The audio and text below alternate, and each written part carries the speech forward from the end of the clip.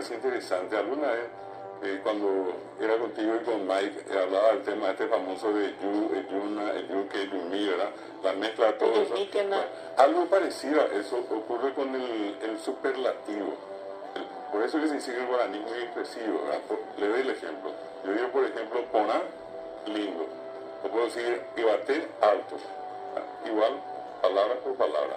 Pero si yo digo, por ejemplo, muy alto, o su equivalente también, que es altísimo, eso en guaraní es ibate, ibate.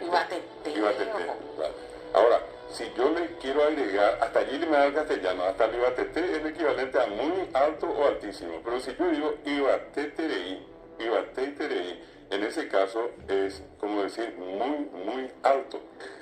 Muy demasiado alto. Y si yo le quito itereí y le pongo solamente rasá, sería una tercera forma de decir ibaterasá, iponarasá.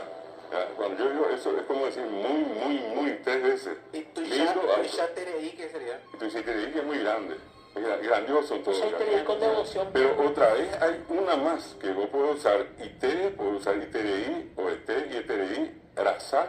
Y es la tercera decir, y ponarasá, y ibaterasá.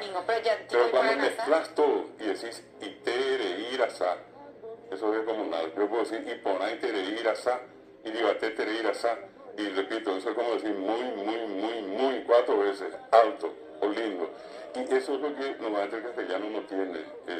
Se queda con el muy y con el ísimo, pero ya le falta el resto. 4 formas más intensas de expresar lo que se llama la superlatividad de algo que tiene guaraní, que tiene castellano.